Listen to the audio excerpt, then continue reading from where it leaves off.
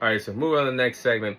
Should Sean O'Malley move up to the featherweight division in the UFC? So we all know what happened in the main event of UFC 316 last weekend, where Sean O'Malley was defeated by Merab by submission in the third round of the main event of UFC 316 in Sean O'Malley's quest to become a two-time bantamweight champion in the UFC. He failed, and now Sean O'Malley has hit a roadblock in his career at a particular division, that being the bantamweight division. Now, looking at the time that Sean O'Malley spent at the bantamweight division, he has had his highs and lows as of recently, but Sean O'Malley has climbed to the top of the mountain in the the bantamweight division, where he defeated Aljamain Sterling by knockout in the summer of 2023 to win the bantamweight title. And then he had the rematch in his first title defense against Vera. Vera was the only guy to defeat Sean O'Malley in MMA competition up until that particular point. And then Sean O'Malley decimated and dominated Vera. I scored that fight 4-1 in Sean O'Malley's first ever title defense at the bantamweight division. But then you fast forward to September of 2024, and the main event of UFC 306, there was Merab that just had his way, dismantled and dominated Sean O'Malley to take the title away from him. And then on Sean O'Malley, after months taking off from the octagon, gets back in there with Merab for a title shot and gets dominated even more. And didn't even go to the championship rounds around 4 and round 5. He got submitted in the third round in the rematch. So I think we're at a crossroads here for Sean O'Malley, because he should move up to the featherweight division. He's at a crossroads. He just got dominated by Merab twice now. And if he were to stick around at this bantamweight division, he would have to fight guys like Umar. Umar would dismantle and dominate Sean O'Malley with the grappling skills and the way how he can dismantle and dominate his opponents on the ground. That wouldn't be a good fight for Sean O'Malley matchup-wise. Cody Sandhagen as well, I don't think is a good matchup for Sean O'Malley matchup-wise.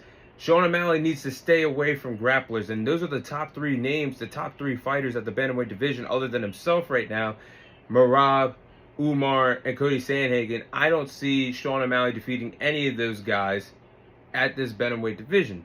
So now, if you stay put at 135, you're in danger of getting in grappling exchanges, which he needs to stay away from grapplers as far as possible at this particular moment. But Sean O'Malley could benefit from moving up to the featherweight division because he could feel stronger. His style of striking is more, his striking skills and his abilities of what he can do to the octagon.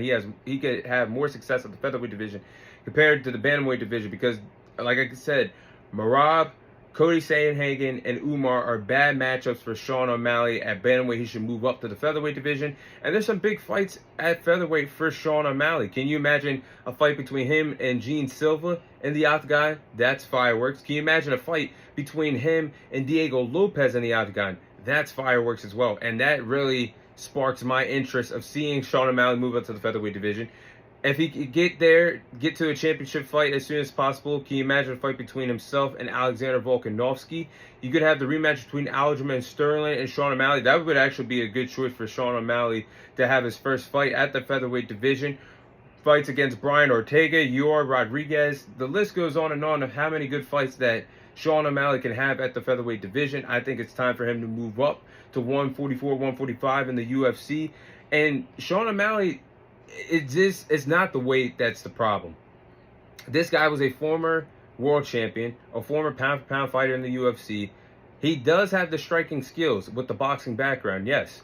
But if you're not going to improve your grappling skills, if you're not going to improve your takedown defense, if you're not going to control the way how you train and get ready for these championship fights, you're going to be stuck in the same spot, and your career is going to go down, down, and down. And we're going to all think that Sean O'Malley was just a one-hit wonder that got a lucky victory against Aljamain Sterling if he can't turn things around very quickly, because his stock is going down, because eventually you're going to have to get in the octagon with some grapplers again.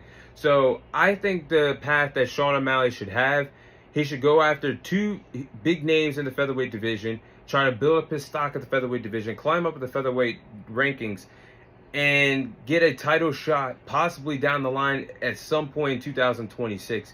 Defeat some big names. Again, there's some names that aren't world champion or won't get a world title shot next, like Diego Lopez or Aljamain Sterling or Yair Rodriguez. There's some guys for Sean O'Malley to just handpick and say, I want to get in the octagon with them next. And I know Sean O'Malley has actually expressed the fact that he wants to move up to the featherweight division. I think he said that on a podcast or so.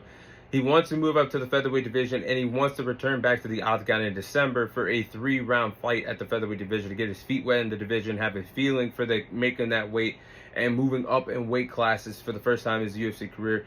I want to see how this plays out. But again, I just think Sean O'Malley would be stuck, and it would be foolish of him to stay at bantamweight where Merab, Umar, and Cody Sandhagen would be his roadblocks to get that bantamweight title back. I just think he has a better chance of taking over the featherweight division at this particular point than the bantamweight division right now, where it's a mix of everything. You got grapplers, you got strikers, but Sean O'Malley matchup-wise matches up with what the featherweight division has to offer compared to what the bantamweight division has to offer right now. But I think it's time for Sean O'Malley to move up. Those are my thoughts on if Sean O'Malley should move up to the featherweight division in the UFC.